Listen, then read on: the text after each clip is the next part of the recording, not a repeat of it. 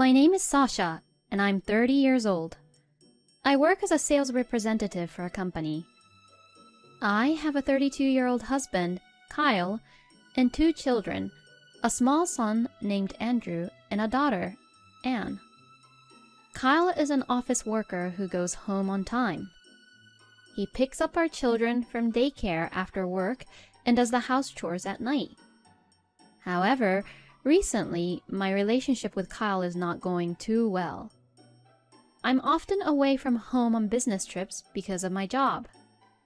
Kyle doesn't like that, and when I come home, he continues to make petty complaints and we end up fighting.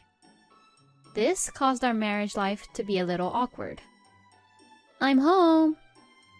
One night, when I come home from a business trip, Kyle says this. "You're late. What took you so long? You must be busy. But I'm exhausted from looking after the kids." My husband suddenly blew up at me. Don't be so sarcastic. It's not like I go to business trips because I want to. "Why don't you come home early sometime and play with the kids? They're always looking for you and asks for their mother." I don't know what to say to that, but I have work. Quite a while ago, you were the one who told me to not worry about the kids because you'd be the one looking after them since you'd come home earlier. And for that, I give you the weekends off, and I always play with them on the weekend. Don't make it sound like I'm always ignoring our kids. "Well, I'm not saying that you're abandoning your kids. I'm only saying that you need to focus a little more on your family." I know it's hard, but you've taken on the responsibility of taking care of the kids, so don't try to take back what you've said. Like this, every time I come home, there is an argument over the kids. I was in a state where I could hardly find a place to rest my mind. I felt like the stress was building up from all the complaints at work and the horrible comments made at me from my husband at home. Then one day, when I happened to be home, Kyle's phone, which was on the table, rang. I wonder who it's from. I looked at it and saw a message that looked like it came from a woman. What's this? It's not from his work, right? But I didn't really check what the message said. At the time, I thought it was probably from a friend and didn't take it too seriously. Little did I know that this would later turn out to be a big trouble. I still regret that I should have questioned my husband at the time so that my children would not have had to go through such a painful experience. In midst of all this, I had to go on a business trip away from home again. This time, it was going to be a long trip, 4 days and 3 nights. A meeting for a large project I was to take on was to be held at the headquarters of our client's company. This is a great opportunity for me to also build my career. Of course, I had told Kyle in advance, but our relationship had cooled down and we were not talking much, so we often decided to ignore each other. Before I leave for the business trip, I tell the kids, I'll do my best with work. Mom, please play with us once you come home. I love you, Mom, because you play with us a lot on your days off after work. The kids can't seem to wait for me to come home. My children are my first priority, and to be honest, Kyle's income is small and we cannot make ends meet without my hard work. I work for my children, and it is because of this that I'm able to work so hard. When I get back home, I will definitely play with the kids first. With this in mind, I headed for my business trip. The meeting went smoothly. As a result of my presentation, the client was satisfied and agreed with our proposal and gave us the permission to proceed with our service. When I reported the results to my boss, he praised me for doing a good job. Now, I could go home and see my kids without any worries. Or so I thought. I was about to return home in the evening, exhausted from work. And that is when I received a call on my cell phone. Hello? I'm calling from the daycare center. Your kids have been absent for 4 days. Are there any problem with your kids? What? I tried to contact your husband every day, but he hung up the phone after saying that they were fine. I got a little worried, so I contacted you. That's strange. If the kids caught fever or anything unusual, Kyle would have called me like before. I called Kyle immediately, but his phone seemed to be disconnected. I had a bad feeling. I hurried home. When I arrived home, I immediately noticed something strange. All the furniture had been moved out and the house was empty. Huh? What? What is the meaning of this? I entered the house, looked around the room, and was in shock. To my horror, our kids were sleeping together in an empty bedroom on the floor. You must be joking. I immediately woke them up. Oh, Mom, you're home. I'm hungry. Both Andrew and Anne hugged me tightly. Where the hell is Kyle? I quickly took out my cell phone and called Kyle. But no matter how many times I called, I couldn't get through to him. I kept calling and calling, and finally, he answered the call. What? I heard Kyle's grouchy voice. What do you mean, what? What is the meaning of this? The house is empty and the kids are left behind? I don't understand. Where the hell are you? Oh, now? I'm in the new house with my girlfriend. My husband says in a flat tone. Yes, it was like as if he was just talking about the weather, like, oh, it's raining today. Huh? I could feel my brain refusing to comprehend what Kyle was saying to me. Girlfriend? A new house? He left the kids behind and went to his girlfriend? What do you mean, girlfriend? You mean that you've been cheating on me this whole time? I raised my voice, and Kyle sighed. Well, I'm fine with that interpretation. Anyways, I'm not going back there. I can't take care of the kids anymore. I took all the furniture, but I left the kids there. What? I was speechless. Cheating and abandoning the kids. This is not just a cruel treatment to me anymore. It was also a cruel treatment for the kids too. The kids were hungry and crying. Anyways, you better get your butt over here soon. The kids were just sleeping. If you're back from your business trip, you take care of them. I felt as if the blood vessels in my head had snapped. You've got to be kidding me! How dare you say such a horrible, cruel thing after leaving such small kids behind with no one to take care of them? You can say whatever you want. I don't want to take care of those kids anymore. See ya. With that, Kyle hung up the phone. Later on, Anne got a fever, so we took her to the hospital. I'm glad that you came home early. I see. I was relieved when the doctor examined her. But why did your husband leave the kids behind? The doctor asked me as a simple question, but there was no way I could say that my own husband had abandoned me and the kids and ran off to be with the woman whom he was having an affair with.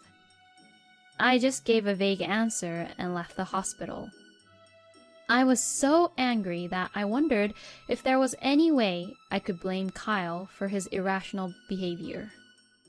I couldn't imagine living with him anymore, so I decided to consult a lawyer for future consideration. Once the lawyer heard my story, he began to say this. That's terrible.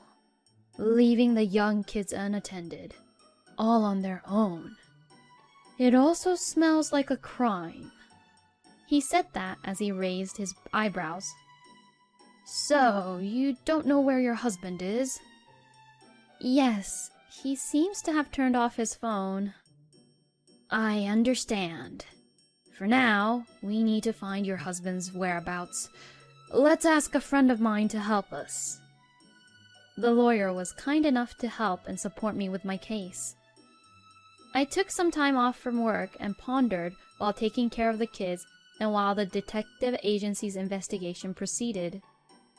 Kyle had never been proactive in taking care of the kids. However, I never thought that he would treat them that badly. No matter what the excuse is, he shouldn't have done what he did to his own kids. And plus, he was having an affair. When did he find his girlfriend? Was he always flirting and being with her even when I was on a business trip and leaving the kids all alone at home? While thinking this, I got goosebumps all over my body and my anger took over. I could never forgive him ever again. He must get what he deserves. That's what I thought to myself. Kyle didn't run or hide, so his whereabouts were immediately known. He lives in an apartment in the neighboring town with a woman whom he is having an affair with. Kyle commutes to work from there. His girlfriend is a bartender at a bar, and apparently she's divorced twice, but she has no children. On Saturdays and Sundays, when my husband was free from taking care of the kids, he would go out to play darts in the bar, and he started going over to that bar frequently. And as you can imagine, he left the kids at home while I was on a business trip and started having an affair. His girlfriend was in debt, so she had her eyes on Kyle's salary, not only asking money for his drinks, but also asking money for her living expenses. I knew that Kyle had a really shallow thought, but I had never expected it to go this far. I looked up into the air in despair. On the evening of the day we discovered his whereabouts, I visited the apartment with my lawyer. When we knocked on the door, Kyle showed up. His girlfriend seemed to have gone out to work for the night and was not there. "Oh, so it's you." Kyle glared at me as he said that. "What you did is a crime. Can't you understand that?" I suddenly cut to the chase. The lawyer also explained the importance of my legal responsibility as a parent to protect my children and the best way forward for our marriage, but it seemed like Kyle could no longer hear me. "Uh-huh, I know. But I couldn't stand to take care of the kids anymore. I just wanted my own freedom." Kyle was truly pathetic, and what he said was very unacceptable. To begin with, there are many men in this world who are raising several children by themselves. I take care of them all on weekends. And what's so hard about taking care of your own kids for a few hours after work during the week? And if it is hard, how is that a reason to cheat on me and leave the house? What you're saying is an excuse. What you're just doing is whining and complaining. Did you plan to become a criminal and run away if something happened to your kids? Did you think that life would go on like that? How could I think that? If you, a woman, had stayed home to raise the kids in the first place, there would have been no problem. What the hell is he going on about? I was completely appalled. I'm not doing anything wrong. I looked at my husband, who was unwilling to break his position, and gave up, thinking that he would never change. I don't regret having the kids, but I think marrying you, Kyle, was the biggest mistake of my life. Anyone who has no problem disrespecting the life of a child is not a human being. Call me whatever you want.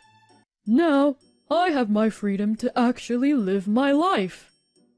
Does he have no sense of guilt or remorse whatsoever?